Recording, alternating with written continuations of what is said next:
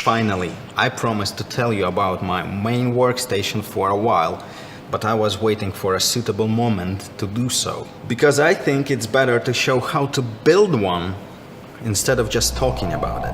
Who is this station for? This station will be perfect for video editors, content creators, CG and VFX artists, obviously, and for anyone whose software benefits from multi-GPU setups. And of course, gamers would appreciate the performance. In my case, I benefit with Octane Render Engine, DaVinci Resolve, Blackmagic Fusion. All these softwares utilizes several GPUs.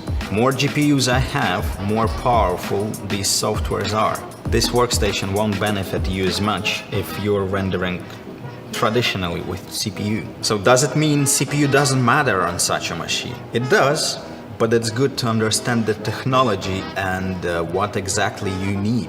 Traditional CPU renderers would benefit from more cores, like in Xeon processors. So if you're rendering with CPU, this would be the most important part for you. How important is CPU for those who choose GPU rendering? Still important, but in another way. CPU affects the speed of the software's viewport itself.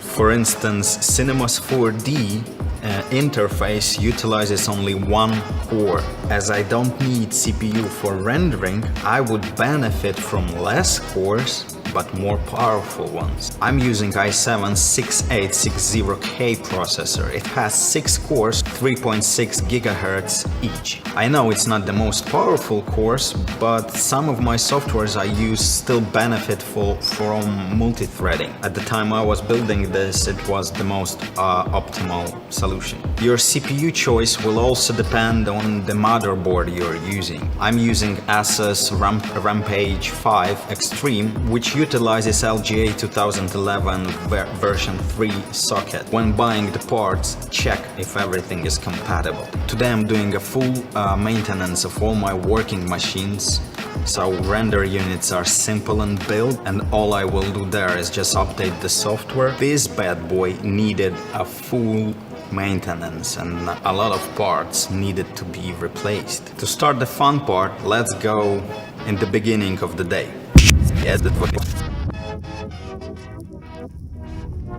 New GPU water blocks, new radiators, CPU water block, new bigger SSD and new 10 terabytes hard drive. Water cooling liquid, distilled water, tube, some screws and new fittings. And the machine itself.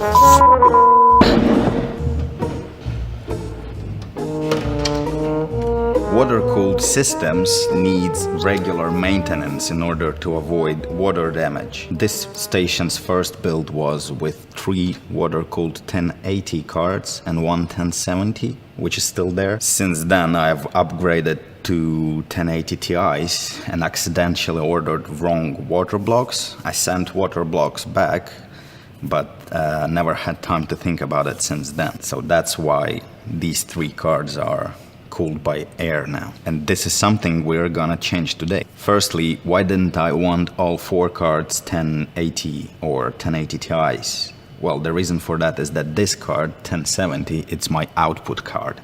I have 3 screens and they're all connected to this card. Whenever I'm rendering, I'm using these 3 cards and render units, and my system stays responsive because the output is through this card. I can even play games while I'm rendering. Secondly, why should you care about water cooling in general? Did you know that you can lose up to 40% of your performance if your GPUs are too hot?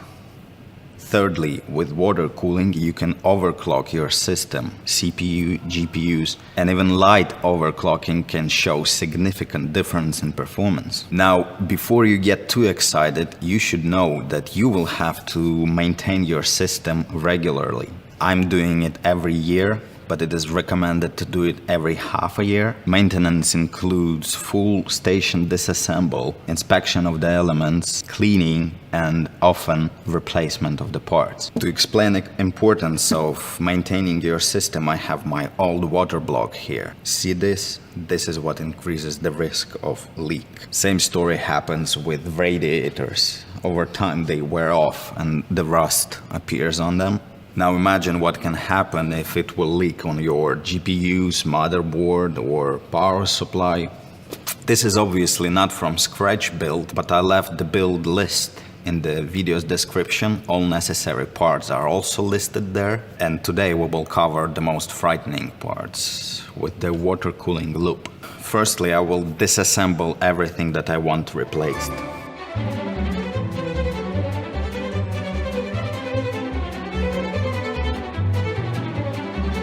Now when I removed some elements, I would like to get rid of dust. For that, I'm using compressed air.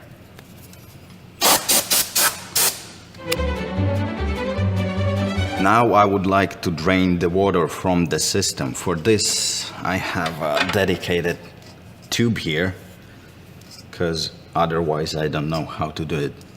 This will do.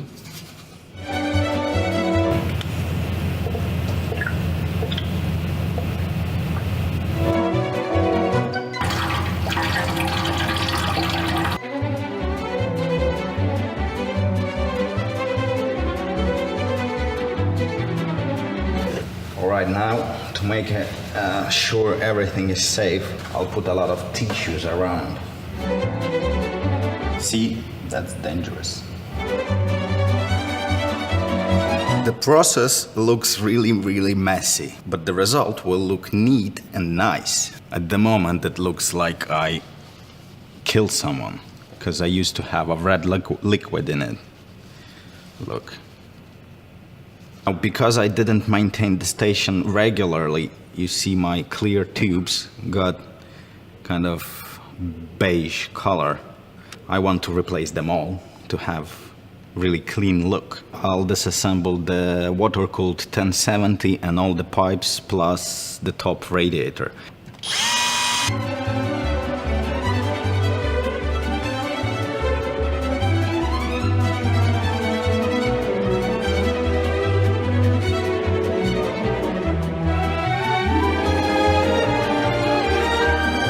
Need to clean out the CPU's thermal paste out and then put a new one in. It's time to do the most interesting part. We will disassemble the regular graphic cards and turn them into water-cooled ones. To do this, you will need tiny screwdrivers like this one I have here. This label here means this card was not touched yet. Firstly, I need to get rid of these screws. And a bunch of really tiny ones. Here.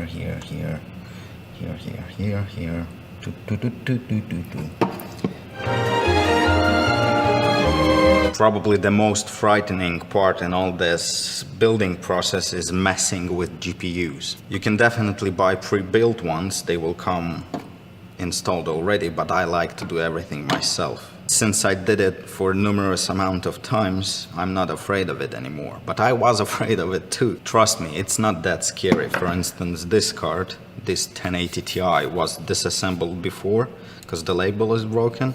And this happened when I ordered my wrong water blocks. I tried to install it on this one, then I just assembled it back and it worked for a year. GPUs are not as fragile as you think they are. You need to unscrew these two screws here. To unscrew these screws, you will need a attachment like that.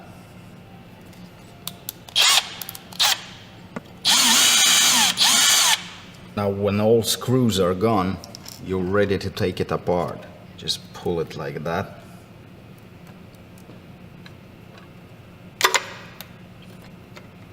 Be careful because there are LED and fan connected in there. Just take it out. This is the standard air-cooled setup. It has thermal paste, thermal pads, and there's the fan. We don't need this anymore. You need to clean all thermal paste off the GPU chip. This is actually GPU. This all is not. This what gives you power.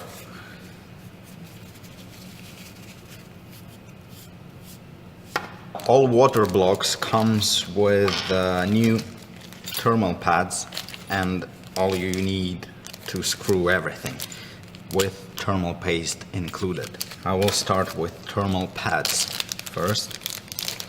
What you need to do is you need to make sure that all of that is replicated. So make sure you will cover everything.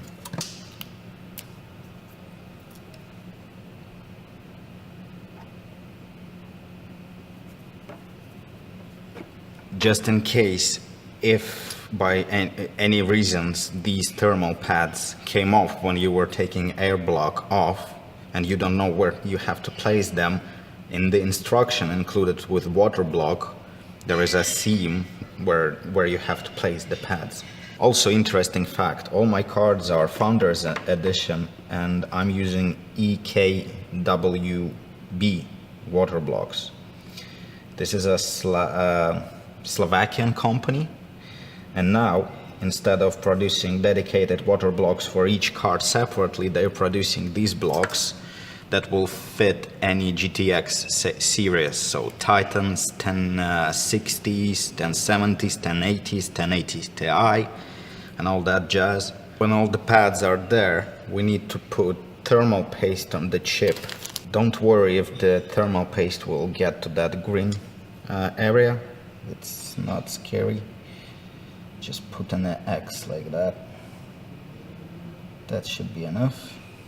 We're ready to apply our water block on it.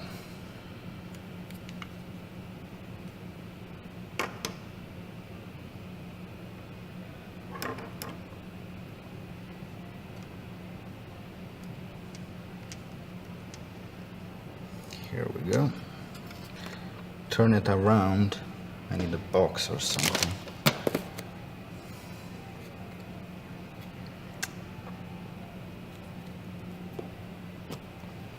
Now you see your screw holes where you need to screw screws back. I will start with big ones.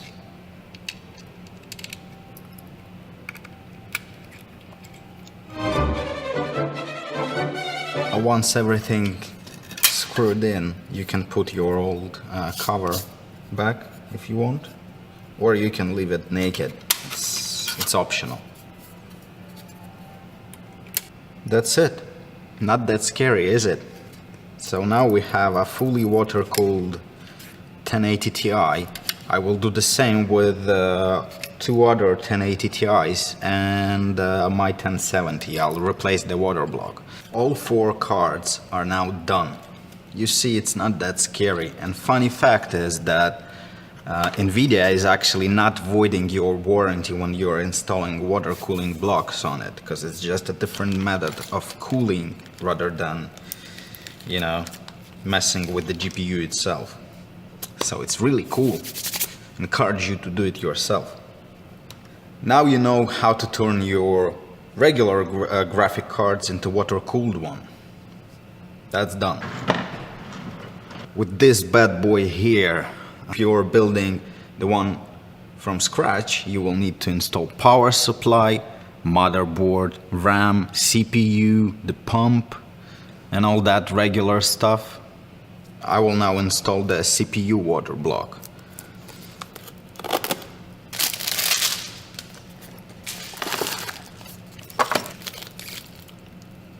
Bloody hell, it's white.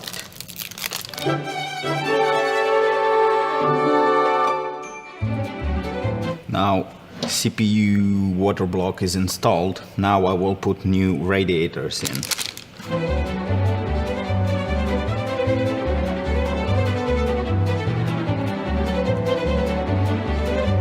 Alright, this one done. Now the top one. New radiators are installed. We have our GPUs ready.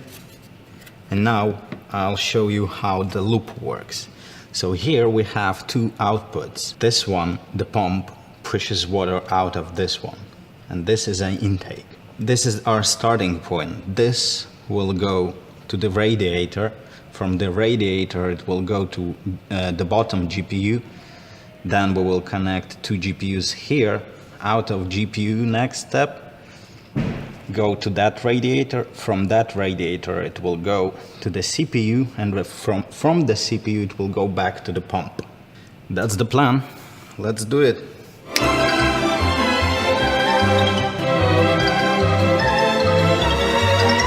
In theory, we're done. And now we need to clean all system, because I'm still using old pump. And the old pump had that red liquid in it. So I will use distilled water. I need to put that in the system, turn it around and drain it again. We need to let this liquid into the system and do a loop. To do so, you need to start your computer. It's recommended to use a separate power supply, which I don't have on me, but if you would use it, you will need to conduct two contacts on the motherboard output. This is because power supplies are clever and they won't start without motherboard being connected. Since I don't have a separate power supply, I'll just start my machine and then stop it. It's not good, but should work. Make sure to turn your system off before this level goes here, because the worst thing for your pump is running dry.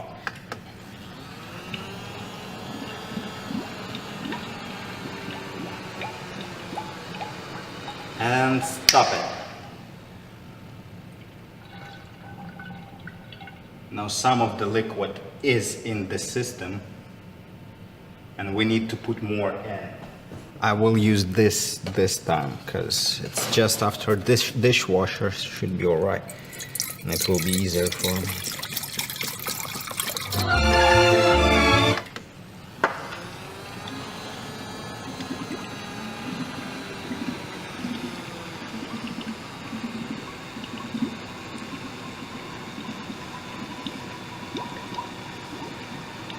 And turn it off before it goes dry. See, these are remains of the old liquid. We need to get rid of it. I think that's alright. Now we can drain it. It's time to put actual water cooling liquid in. It's alright if some of the distilled water will be still in your system, because traditional method of doing it is to put distilled water in the system and then add anti-corrosion thingies in. This is a non-toxic stuff, by the way, so. This is pretty much it. I will fill up the pump, clean everything, and my maintenance is done. Once you've finished, it is recommended to leave the system like that running for at least 24 hours. That way you will see if there are any leaks, plus all the air will get out.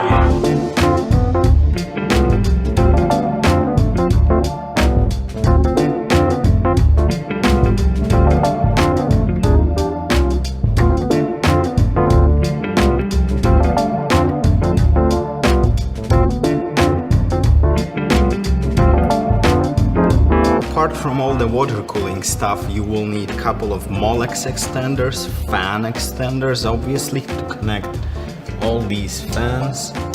For the lights, GPU lights and CPU water block lights are XSPC 3mm LED lights. I'm using NZXT LED strips and controller. For the fans, I'm using NZXT controller. This allows me to control fans in software, and some fans are controlled manually with Lamptron CF525. If you're working in a studio, it is not really needed, but I was building this station while I was still working from home, and as you can imagine, this kind of setup can be really noisy. Don't let the price of such a setup frighten you, alright? You can plan everything as an ongoing project. After all, this is the major difference from Apple computers. This is the reason why VFX artists are using PCs everywhere, in big studios too. Your system can grow, it can transform, it can adapt to new tasks. In fact, this workstation started with, in another case, with a single 980 card in it. Then there were a couple of cards, then a new motherboard, then updated RAM, then new hard drives and so on, till it transformed into this. It actually took me a couple of years to build this workstation. Now I have several machines, render units with more GPUs in it, but you know, that's the process. My point is, you don't need to buy everything straight away. Of course you can if you can, but you can cleverly plan everything and start building step by step. Before all that fancy stuff, I was a Mac user. Hope you guys enjoyed it, hope I didn't miss anything. If I did, please let me know in the comments. Thumbs up if you're not afraid of GPU water-cooled cards anymore, and I see you guys soon. Peace.